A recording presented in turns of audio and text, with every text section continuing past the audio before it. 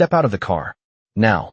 The command cut through the night like a blade, sharp and immediate, leaving no room for hesitation as red and blue lights pulsed across the empty stretch of road, reflecting off the glossy surface of Ava Johnson's windshield in restless waves of color that never seemed to settle.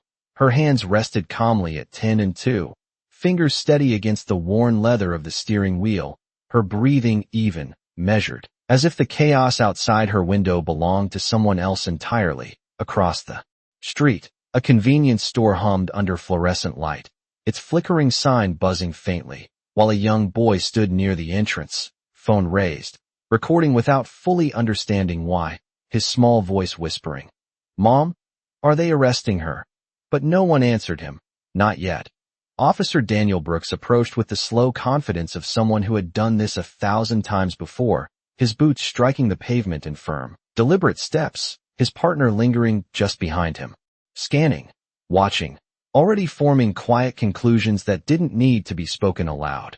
Brooks leaned slightly toward the window, the glare of his flashlight spilling into the car, illuminating Ava's face for a brief second, enough to register her expression, calm, composed, unreadable, and for a flicker of a moment, something in that stillness unsettled him, but only for a second. "License and registration," he said, his voice flat, procedural, as if the outcome had already been decided. Long before the words were spoken, Ava reached slowly, carefully, retrieving her documents with precise movements, not rushed, not hesitant, placing them into his hand without breaking the quiet rhythm she held inside. Somewhere in the distance, a car passed by at 30 miles per hour, its headlights sweeping across the scene like a moving spotlight, catching the glint of metal, the outline of uniforms, the rigid posture of authority standing against the night. Brooks glanced at the documents, then back at her, then again, his eyes narrowing just slightly, processing not just what was written, but what he thought it meant, the car she drove, the neighborhood listed, the silence she carried, all of it fitting too easily into a story he believed he already understood. Behind him, his partner shifted his weight, exchanging a quick look, the kind that didn't need explanation, the kind built on instinct rather than evidence. Ava said nothing, her gaze steady, her posture unchanged, as if she had stepped into a moment she had already lived through before, as if she knew how this would unfold, not in detail, but in feeling, in tone, in the quiet weight of being seen without being known. The radio crackled faintly at Brooks's shoulder, a stream of distant voices and coded language bleeding into the air, but he ignored it, focused instead on the woman in front of him, on the narrative forming in his mind, on the decision that felt easier than doubt. "Step out of the vehicle," he repeated, firmer this time, and as Ava opened the door, the night air rushed in, cool against her skin, carrying with it the distant hum of the city, the faint scent of asphalt still warm from the day's heat, and the unspoken tension that settled between them like a held breath that refused to release. Ava stepped out slowly, the soft click of the car door closing behind her sounding louder than it should have in the quiet stretch of road, her shoes touching the pavement with a steady, grounded weight as the red and blue lights continued to ripple across her jacket, across her face, across the stillness she carried like something practiced, something earned. She did not look around, did not search for witnesses or escape or reassurance, because she already knew the scene, the rhythm of it. The way assumptions moved faster than truth, the way silence could be mistaken for compliance or guilt depending on who was watching. Officer Brooks took a half step back to give her space, though the gesture carried more control than courtesy, his hand resting near his belt as he studied her again, this time longer, as if trying to reconcile the calm in front of him with the expectation he had already formed. "Turn around for me," he said, his tone firm but not raised, the kind of voice that expected obedience without needing to demand it, and Ava complied without hesitation, her movements precise, deliberate, her shoulders relaxed, her chin level, offering no resistance and no submission, just presence. The cool air brushed against the back of her neck as she faced the empty road ahead, the distant hum of a passing truck vibrating faintly through the ground beneath her feet, and for a brief moment, the world seemed to narrow to sound and light and breath. Behind her, Brooks exchanged another glance with his partner, a silent confirmation passing between them, built on habit, on years of reading situations quickly, sometimes too quickly, and acting before doubt had time to speak. The young boy across the street shifted closer to the edge of the sidewalk, his phone still raised, capturing every movement, his small fingers tightening around the device as if he sensed that something important was happening even if he could not yet name it. Ava's hands rested at her sides, open, unthreatening, her fingers still, not clenched, not tense. And in that stillness there was something that did not match the tension around her, something that did not bend to it. Brooks stepped closer again, the faint rustle of his uniform breaking the quiet, his attention fixed on procedure, on control, on maintaining the version of events he believed he was managing. "Do you know why I stopped you tonight?" he asked, though. The question carried more formality than curiosity, and Ava paused for just a fraction of a second before answering, not out of fear, but out of care, as if choosing her words with the same precision she had chosen her movements. "No, officer," she said, her voice calm, steady, without edge, without defiance, simply clear. The radio at Brooks's shoulder crackled again, louder this time. A brief burst of static followed by overlapping voices, but he reached up and adjusted it without listening, dismissing the interruption as background noise, something less important than the situation in front of him. The lights continued to flash, painting the scene in alternating color, turning the ordinary stretch of asphalt into something surreal, something suspended between moments, where time did not move forward so much as it held its breath. Ava closed her eyes for a brief second, just one, not long enough to be noticed by anyone who was not looking closely, and in that second there was memory, not of fear, but of a voice, steady and warm, her father's voice, telling her once that doing the right thing did not always feel right in the moment, that sometimes it felt exactly like this, quiet, heavy, misunderstood. When she opened her eyes again, nothing about her had changed on the outside, but something inside her had settled deeper, anchored stronger, and she stood there in the shifting light, waiting, not for permission, not for approval, but for the moment to reveal itself fully, because she knew it would, eventually, it always did. Brooks exhaled slowly, the kind of breath that carried more judgment than patience, his eyes scanning Ava from head to toe again, as if searching for confirmation of something he had already decided. And when he spoke, his tone shifted just slightly, not louder, but sharper, edged with the quiet authority of someone used to being obeyed without question. "We received a report of a vehicle matching this description driving erratically about 2 miles back," he said, each word measured, controlled, but lacking any real invitation for dialogue, and Ava turned her head just enough to acknowledge him without fully breaking her stance, the flashing lights catching in her eyes for a brief second before fading again.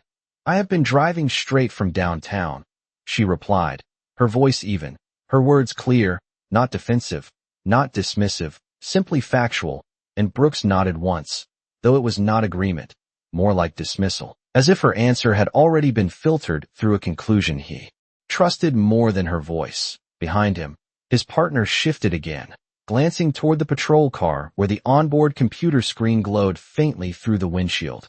Waiting, silent, full of information that had not yet been checked. The radio crackled once more, louder this time, a dispatcher's voice cutting through the static, calling out unit numbers, overlapping reports, fragments of urgency that drifted in and out of clarity. But Brooks reached up and turned the volume down without fully listening, his focus narrowing again on Ava, on the situation he believed he understood. Across the street, the boy lowered his phone for a moment, glancing up at his mother, who stood just behind him now, her arms folded, her expression tense, uncertain, but she did not call him back, did not interrupt, as if something about the scene held her in place too. Ava's gaze moved briefly past Brooks, not toward escape, but toward a figure sitting on the curb about 20 feet away, a man, wrapped in a thin jacket, his shoulders hunched against the cold, his hands tucked under his arms, his breath visible in short, uneven bursts. And for a moment, her attention lingered there, not out of distraction, but out of instinct, the kind that noticed need even when the world demanded silence. "Officer," she said quietly, her voice cutting gently through the tension without raising it, "someone should check on him." and Brooks followed her gaze for a second, his eyes landing on the man before snapping back to her, his jaw tightening just slightly, as if the suggestion itself had crossed a line he had not drawn but still recognized. "You focus on yourself right now," he said, his tone firmer, less patient, and the distance between them seemed to narrow. Not physically, but in weight, in expectation, in the quiet pressure of authority pressing against composure. Ava did not respond immediately, her eyes returning forward, her posture unchanged, and in that stillness there was no defiance, only a refusal to become smaller than the moment required. Brooks took another step, closer now, the light catching the badge on his chest, reflecting it outward in brief flashes. Symbols of power that had shaped countless encounters before this one, and his partner moved toward the patrol car, finally opening the door, the soft creak of metal breaking the rhythm as he leaned inside, glancing at the screen, tapping a few keys, his face illuminated in pale blue light. Time stretched, not long, but enough to feel it, enough to notice the way silence could grow heavier when no one filled it, and Ava stood in that silence without shifting, without speaking, her presence steady, grounded, as if she had already stepped beyond the assumptions being placed. Around her, the dispatcher's voice returned again, clearer this time, but still not fully heard, still treated as background, and somewhere in that layered sound, in that overlooked detail, something important waited, something that had not yet reached them, not yet broken through the certainty that held Brooks in place. The boy across the street raised his phone again, capturing the stillness now instead of the movement, his small voice barely audible as he whispered, "Why is she so calm?" And no one answered, because the answer was not something you could explain in a moment like this. It was something you understood only when everything else fell away. The air shifted, subtle but unmistakable, like the moment before a storm decides whether to break or pass. And Brooks felt it even if he did not name it, his posture tightening just slightly as he watched Ava stand there, unmoved by the pressure that usually bent people into explanation or apology. Behind him, the faint tapping from the patrol car grew more deliberate as his partner leaned further into the system, scrolling, checking, his brow tightening as lines of data replaced assumptions. But Brooks had not turned yet, had not looked, still anchored in the version of events he had already accepted. "You said you came from downtown," Brooks repeated, slower now, as if re-examining the same detail might yield a different answer, and Ava nodded once, her gaze steady, her voice unchanged when she spoke. "Yes, officer, I was coming from the station," and the word lingered just a fraction longer in the air than expected, not emphasized, not forced, just present, like a piece of truth waiting to be noticed. Brooks's eyes narrowed slightly, the corner of his jaw tightening as he processed that response, not fully rejecting it, but not accepting it either, because it did not fit cleanly into the frame he had already built. "Which station?" he asked, his tone edged with a quiet challenge now. And Ava turned her head just enough to meet his eyes directly for the first time since stepping out of the car, her expression calm, grounded, carrying no trace of urgency or need to convince. "Central Precinct," she answered, and for a brief moment, something in Brooks's stance shifted, not enough to be seen from across the street, but enough to register inside him, a small hesitation that he immediately pushed aside. Across the road, the boy adjusted his grip on the phone again, the glow of the screen reflecting in his wide eyes as he tried to capture every second. His mother now standing closer, her hand resting lightly on his shoulder, not pulling him away, just steadying him as the moment stretched. The man on the curb pulled his jacket tighter, his breath still visible in short bursts, and Ava's gaze flickered there again, just for a second, before returning forward, as if she held more than one awareness at once, more than one responsibility, even in a moment that was not yet hers to control. The radio crackled again, sharper this time, the dispatcher's voice breaking through with more clarity, but still fragmented by distance and static, and Brooks reached for it out of habit, turning the volume up slightly now, not because he was ready to listen, but because something in the rhythm of the night had begun to feel less certain. "Unit 7, confirm status," the voice called, followed by another line, partially cut, then clearer. "Be advised, incoming transfer. Captain Ava Johnson." The words bled into the air unevenly, clipped at the edges, as if the signal itself struggled to arrive fully intact, and Brooks froze for just a fraction of a second, his hand still on the radio, his eyes flicking toward his partner, who had now straightened halfway out of the patrol car, his expression no longer neutral, no longer certain. "Say that again," Brooks muttered under his breath, not into the radio, but into the moment itself, as if repetition might clarify what he had just heard. Ava did not move, did not react, her posture unchanged, her breathing steady, her presence anchored in something deeper than the confusion beginning to ripple around her. Behind Brooks, his partner stepped fully out now, the door left open, the screen still glowing inside. And for the first time since the stop began, he looked directly at Ava with something different in his eyes, something closer to recognition than assumption. The lights continued to flash, red then, blue then red again, washing over all of them in cycles that felt longer now, heavier, as if the night itself had slowed to watch what would happen next. And in that suspended space, where certainty had begun to crack but had not yet broken, Ava stood exactly where she had been from the beginning, calm, composed, waiting not for control, but for truth to catch up to the moment. The silence did not break all at once. It fractured, slowly, unevenly, like thin ice under pressure, and Brooks felt it beneath his feet even as he tried to hold his ground, his hand still hovering near the radio as the dispatcher's words echoed again in his mind, clearer now, sharper, impossible to fully dismiss. His partner took another step forward, closer to him this time, the hesitation in his movements no longer hidden, his voice low but urgent as he said, "Daniel, you might want to look at this." And there was something in the way he said it, something stripped of the casual certainty they had carried just minutes ago. Brooks did not turn immediately, his eyes still locked on Ava, as if she might shift, might reveal something that would restore the version of reality he understood. But she did not move, did not speak, her calm now heavier, more defined, no longer just composure but presence, something that did not bend under scrutiny. The flashing lights continued their rhythm, red, blue, red again, washing over Brooks's face, catching the tension in his jaw, the slight tightening around his eyes, and finally, with a breath that felt slower than the ones before, he turned toward the patrol car. The glow of the onboard computer lit up the interior in pale blue, casting sharp lines across his partner's face as he pointed at the screen, lines of text scrolling, updating, confirming, and Brooks leaned in just enough to see, his eyes scanning quickly at first, then slowing, then stopping entirely. The name stood there, clear, official, undeniable, Ava Johnson, incoming police captain, effective immediately, assigned to Central Precinct, and beneath it, identifiers, credentials. Everything that removed doubt and replaced it with something far heavier. Brooks's breath caught, not dramatically, not visibly to anyone watching from a distance, but enough that he felt it, enough that the air in his chest shifted from control to realization.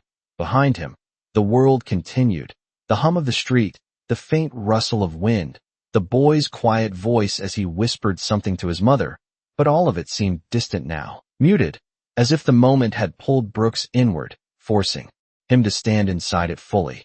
His partner straightened, stepping back slightly, giving him space, not out of protocol, but out of recognition, because something had changed, and neither of them could ignore it anymore.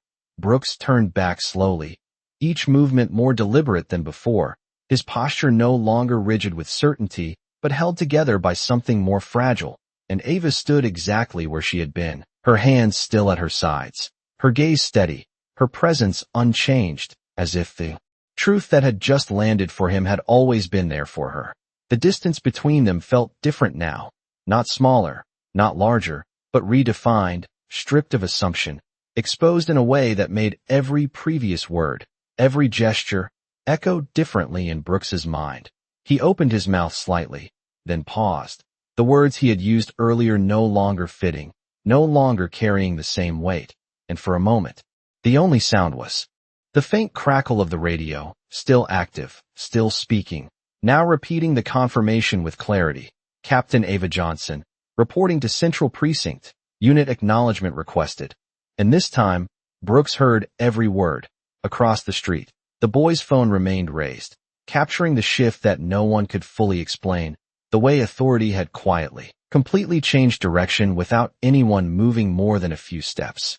Ava took a slow breath, barely visible, her shoulders rising and falling with controlled ease. And when she finally spoke, her voice was the same as before, calm, grounded, carrying no edge of triumph, no trace of accusation, just truth, simple and steady as she said, "Officer, is there anything else you need from me tonight?" And the question landed not as a challenge, but as a mirror, reflecting everything back to him at once, leaving Brooks standing in the space between what he thought he knew and what he had just learned. The question did not rush the moment forward. It slowed it down, pressing everything into a quieter space where even the flashing lights seemed softer, less aggressive, their colors stretching longer across the pavement as if time itself had decided to breathe differently. Brooks stood there, the weight of the words settling into him in layers, not just what she had said, but everything that had led up to it, every assumption, every glance, every decision made too quickly and held too tightly. And for the first time since the stop began, he did not speak immediately. His hands, which had moved with automatic certainty before, now felt deliberate, heavier, as if each motion required thought, and he glanced briefly at his partner, who gave a small, almost imperceptible nod, not as instruction, but as acknowledgement that the moment had changed in a way neither of them could ignore. Across the street, the boy lowered his phone just slightly, his eyes still fixed on Ava, on the way she stood without shifting, without pressing the moment in any direction, and his mother's hand tightened gently on his shoulder, her gaze now different, no longer just curious, but reflective, as if she too understood that something deeper than a routine stop was unfolding in front of them. Brooks cleared his throat softly, the sound barely audible, and when he spoke, his voice had changed, not in volume, but in texture, the sharp edge replaced by something more careful, more aware. "No, ma'am," he said, the title coming slower than the rest of the sentence, as if it needed to be relearned in real time. "There is not." And the words lingered between them, simple but significant, marking a shift that could not be undone. Ava gave a small nod, not of acceptance or approval, just acknowledgement, and her gaze moved briefly past him again, toward the man still sitting on the curb, his shoulders hunched, his breath visible in the cool night air, and for a second, the entire scene seemed to reframe itself around that detail, around what had been overlooked before. Brooks followed her gaze this time without resistance, without dismissal, and the sight held differently now, no longer background, no longer irrelevant, and he turned slightly toward his partner, his voice low, steady. "Call it in, get someone to check on him." And the instruction carried none of the earlier tension, only clarity. His partner nodded. Immediately, reaching for the radio, his tone professional, precise, as he relayed the request, and the dispatcher responded with confirmation. The exchange brief but grounded, like a small correction in a larger system. Ava watched quietly, her posture unchanged, but there was something softer in the air now, not forgiveness, not resolution, just a shift towards something more aligned, more human. Brooks took a step back, creating space where before there had been control, and the distance between them now felt appropriate, no longer imposed, but chosen, and he gestured lightly toward her car.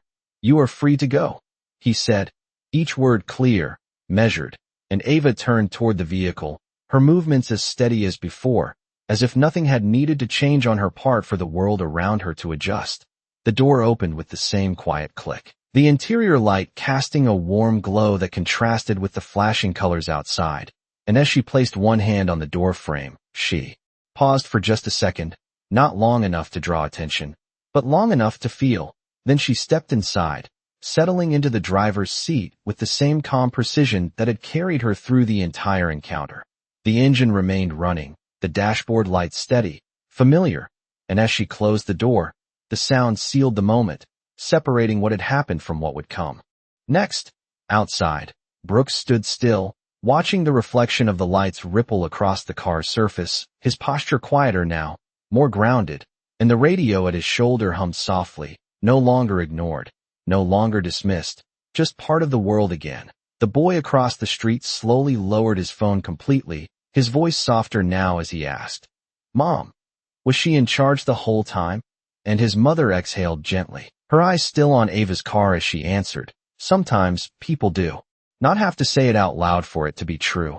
And the words drifted into the night, settling into the space left behind as the moment came to a close. The engine hummed softly beneath Ava's hands, a steady, low vibration that felt grounding after the tension that had filled the air just moments before, and for a brief second, she did not move, her fingers resting lightly on the steering wheel as the red and blue lights continued to flicker across the windshield, slower now, less chaotic, like echoes fading after a storm has passed. Outside, Brooks stood where she had left him, his posture no longer rigid with certainty, but held in a quiet stillness that carried something heavier than authority, something closer to awareness. And as he watched her through the glass, he was no longer seeing a situation to manage, but a moment he could not take back. His partner finished the call on the radio, his voice returning to normal cadence, confirming that assistance was on the way for the man on the curb, and when he lowered the device, he did not speak right away. The silence between the two officers now filled with everything that had just unfolded, everything that had shifted without warning. Brooks exhaled slowly, the breath leaving him in a way that felt different, less controlled, more honest, and he glanced once more toward Ava's car, then toward the curb, then back again, as if the connections between those points had only just become visible to him. Across the street, the boy and his mother remained where they were, no longer recording, no longer whispering, just watching the quiet aftermath, the kind that did not look dramatic from the outside, but carried weight all the same. Ava adjusted her grip slightly, her hands steady, her movements unhurried, and she shifted the car into drive. The motion smooth, practiced, but before she pressed the accelerator, she paused again, just for a second, her eyes lifting to the rearview mirror where the reflection of the flashing lights met her gaze. And in that reflection, there was no anger, no satisfaction, just a calm understanding of what had been and what would follow. She eased her foot forward, and the car began to move, rolling slowly past the patrol vehicle, the tires gliding over the asphalt with a soft, controlled sound, and as she passed Brooks, she did not turn her head, did not look directly at him, but the moment between them still existed, unspoken, acknowledged without words. Brooks straightened slightly as the car moved by, his eyes following it for a brief moment before lowering, his focus shifting inward, and the absence of her presence in front of him felt louder than anything that had been said. The patrol lights reflected off the back of her car as it continued down the road, the distance between them growing gradually, steadily, until the flashing colors no longer reached her, and the street returned to its natural dim glow under the overhead lamps. The man on the curb shifted slightly as another unit approached in the distance, headlights cutting through the dark with a softer, more purposeful urgency, and Brooks turned toward that light, his posture adjusting again, this time not out of habit, but out of intention. His partner stepped beside him, quiet for a moment, then said, "That could have gone differently," his voice low, not accusatory, not dismissive, just reflective, and Brooks nodded once, the movement small but deliberate. "It did go differently," he replied, his tone steady, but carrying the weight of realization. Across the street, the boy looked up at his mother again, his voice softer now. "Is she going to come back?" And his mother considered the question for a moment before answering, her eyes still on the road where the car had disappeared. "People like her do not need to come back to be remembered." And the words settled into the quiet space left behind, not loud, not dramatic, but lasting. The night resumed its rhythm slowly, the hum of distant traffic, the flicker of streetlights, the quiet movement of people returning to their routines. But for those who had stood in that moment, something had shifted, something subtle but permanent, like a line redrawn not on the road, but within themselves. And Brooks remained there for a second longer before turning away, carrying that line with him into whatever came next. The road ahead stretched quietly under the dim glow of streetlights as Ava's car moved farther from the flashing red and blue. The hum of the engine steady and familiar, but her eyes did not drift, did not relax into comfort, because the night was not finished yet, not for her, not for what it meant.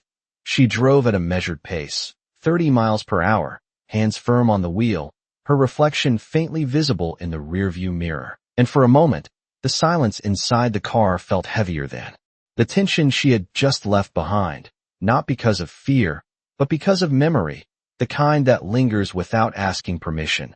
The image of Brooks standing there, the shift in his posture, the hesitation in his voice, all of it replayed not as judgment, but as observation, something she had seen before in different faces, in different places, wearing different uniforms but carrying the same quiet certainty that sometimes blinded more than it protected. She exhaled slowly, her breath steady, and adjusted her grip on the wheel, grounding herself again in the present, in the purpose that had brought her back to this city in the first place. Downtown lights appeared ahead, brighter now, reflecting off glass buildings and polished sidewalks, the city alive in its own rhythm, unaware of the small moment that had just unfolded a few blocks away, unaware of the shift that had taken place in a space most people would never notice. Inside the patrol car left behind, Brooks leaned against the open door, his hand resting on the frame, his eyes lowered for a second longer than necessary, and when he finally looked up, the world felt different, not because it had changed, but because he had.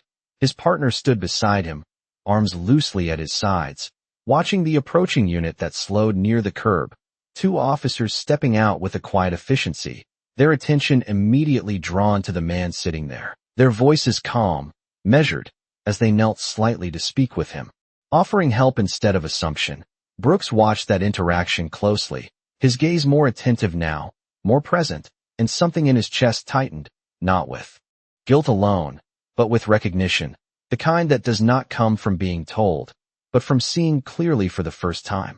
"I should have seen it sooner," he said quietly, not looking at his partner, not needing a response, and his partner did not rush to fill the silence, only nodded once, understanding that some realizations did not need words to be real. Across the street, the boy and his mother had begun to walk away, their steps slow, their conversation softer now, as if the moment had followed them even as they left it behind, and the boy glanced back one last time, the empty stretch of road now looking ordinary again, as if nothing had happened, and yet everything had.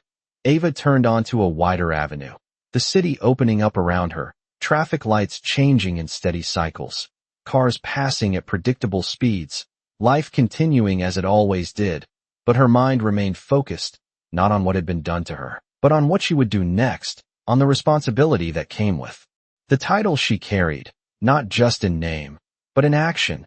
She thought of the station waiting ahead, of the officers she would meet, of the culture she would step into, and the quiet determination in her posture deepened, not fueled by anger, but by clarity, by the understanding that moments like the one she had just experienced were not isolated, they were patterns, and patterns could be changed, but only by those willing to stand steady within them.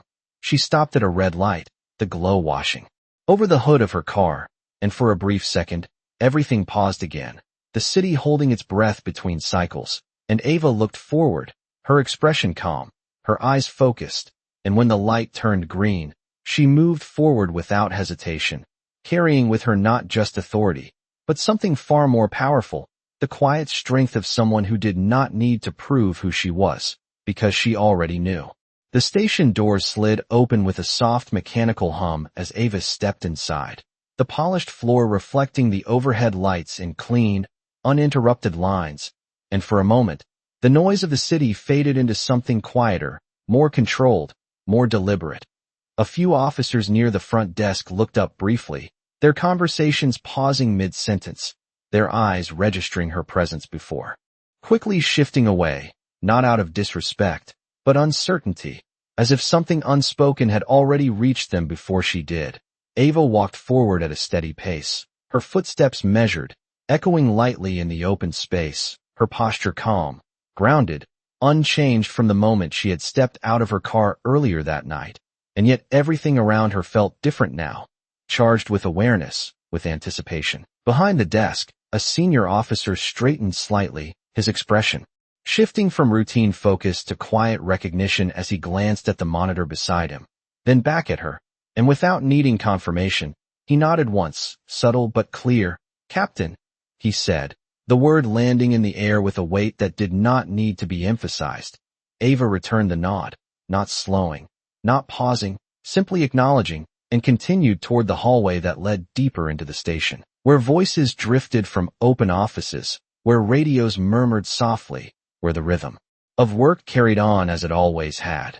But as she passed, that rhythm changed, just slightly, conversations lowering, glances following, not with judgment, not with resistance, but with the quiet recognition that something new had entered the space, something that would not announce itself loudly, but would be felt over time. Outside, miles away, Brooks stood beside his patrol car a moment longer before finally stepping inside, the seat creaking softly under his weight as he closed the door, the flashing lights still reflecting faintly across the dashboard. And for a second, he did not start the engine, did not reach for the radio, just sat there, his hands resting on the wheel, his gaze fixed forward but unfocused, as if replaying the night in fragments that refused to settle. His partner spoke quietly, something about the next call, something routine, but Brooks only nodded, his attention still anchored to the space between what had happened and what it meant. He started the engine. Finally, the low rumble filling the silence, and as the patrol car pulled back onto the road, the lights dimmed, the sirens silent, the urgency gone, leaving only the steady motion of wheels against asphalt. Back inside the station, Ava paused at the end of the hallway, a glass wall separating her from a row of offices beyond, and for a brief second, she stood still, her reflection meeting her in the faint glare of the overhead lights, her expression calm, composed, carrying no trace of the moment that had preceded this one. Only clarity, only purpose. She reached for the door, her hand steady, and pushed it open without hesitation, stepping into the space that now belonged to her, not by announcement, not by force, but by presence. Outside, the city moved on, traffic flowing, lights changing, people passing without knowing what had shifted beneath the surface. But somewhere in that quiet movement, in that unseen current, something had changed, something small but lasting, like a line drawn not in noise, but in silence. And in that silence, the truth remained, steady and undeniable, that strength did not need to raise its voice to be heard.